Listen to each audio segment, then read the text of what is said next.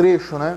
E você não vai ler sobre um personagem. Isso é muito importante. Todos vocês aí que leem a palavra de Deus, que leem a Bíblia, nunca você lê a Bíblia como lendo sobre um personagem. Igual hoje nós vamos ler a história de Mefibosete, né? Então só que eu quero que você olhe para esse texto como se fosse um espelho, tá? Sempre quando você lê a Bíblia ela significa, ela é uma tipologia de espelho, não de uma outra pessoa, né? A gente tem sempre que se aproveitar o significado da Bíblia aplicando na nossa vida para a gente conseguir ter resultado, Emerson. Senão, se a gente ficar olhando só para o outro, né, a gente nunca consegue se aperfeiçoar. Quem que é esse Mefibosete, né, na história? Por que Davi chamou Mefibosete? Talvez você que já vai em alguma igreja, já pratica um pouco as escrituras, já sabe. Então vou explicar aqui para quem não conhece, aqui vou sintetizar. Mefibosete era filho de Jonatas, né, que era amigo de Davi. Davi fez uma aliança com Jonatas, né? Saul era o pai de Jonatas, no qual tinha mais 2 filhos. Com Jonatas, 3 filhos. Então, há um tempo atrás aí, houve uma guerra contra os filisteus, que foi lutar contra o rei Saul. O que aconteceu? Morreu o rei Saul, os outros 2 filhos de Saul e Jonatas nessa guerra. Então, quando os informantes foram até a casa, né, de Mefibosete, foram dar notícia, a mulher que cuidava dele pegou e saiu correndo com ele. Nessa saída que ela saiu em disparada correndo, que os filisteus iam invadir, iam matar todos, né, que a tradição da época de toda a luta é matar tudo, ninguém poderia sobreviver. Então eles pegaram, essa mulher saiu correndo com essa criança no colo. Essa criança tinha apenas 5 anos de idade. Ela tropeçou, caiu e quebrou os pés dessa criança, né? Então, com isso, ele ficou aleijado, né? Não tinha medicina na época, o desespero talvez, né, deve ter grudado o osso de uma forma diferente, né? No qual ele ficou aleijado, né? Então, essa mulher levou essa criança, né, para uma cidade, onde o Emerson leu aqui, Lodebar, né, que significa uma cidade sem pão, uma cidade sem alimento, uma cidade árida. E lá existia muita miséria. Pensa numa cidade com muita miséria e pessoas muito doentes.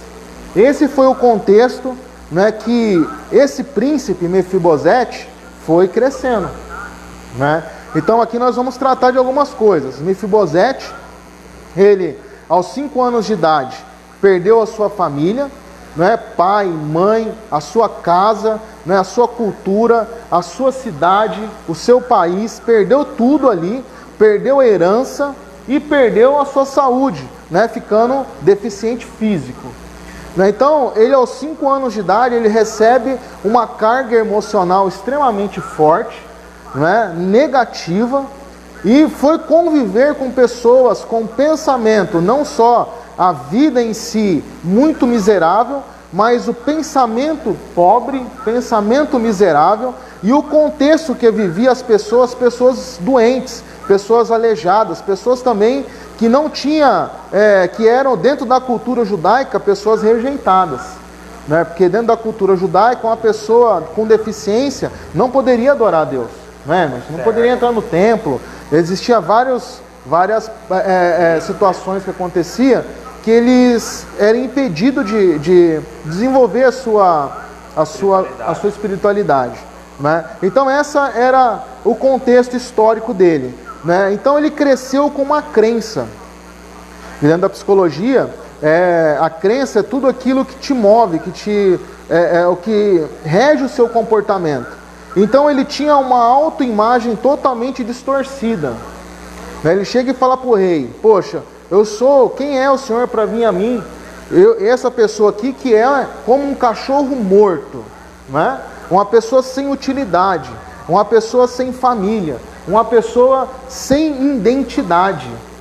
Olha só. Então, várias situações emocionais aqui dentro da vida dele, né? Ele vai assim se desvelando nesse texto. Autoimagem distorcida. Ele era o príncipe. Agora ele é o quê? Como um cachorro. Olha que interessante. Ó, nós vamos voltar aí, presta atenção aí, tá? Outra coisa, ele não tinha nenhuma autoconfiança, era zero, né? Então, cachorro morto, ele se colocava como uma pessoa que não poderia fazer nada. Era assim que ele se via, né? Como um cachorro. Como um cachorro morto, né? Nem só um cachorro, ele ainda pode ajudar, pode fazer, né, tá junto, né? Mas ele se sentia uma pessoa totalmente inútil, né? E dessa forma, né, a gente tem, discorrendo o texto, se você pegar, for discorrer o texto tudo certinho, você vai ver que provavelmente ele viveu uma vida depressiva, né? Uma vida sem perspectiva, uma vida sem esperança. Então eu anotei aqui, né? Ele não tinha esperança, ele perdeu toda a sua esperança, né?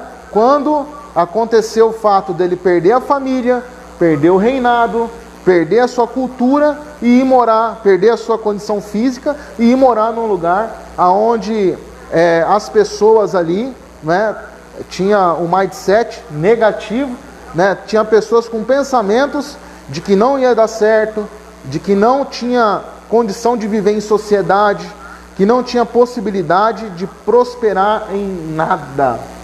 Olha que interessante. Muito interessante. Talvez seja você que está desse jeito. É ou não é? Sim. Filha do rei, mas se sente como um cachorro morto. Sei, é bem assim. Corre um pouquinho.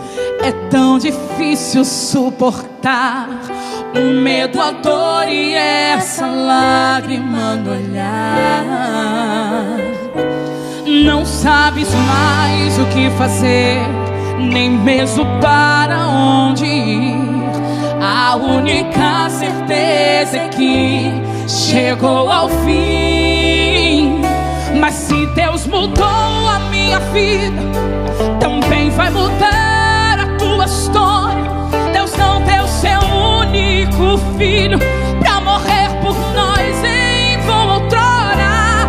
Derramou seu sangue carmesim por você e também por mim. Você não nasceu para sofrer, hoje Deus vai te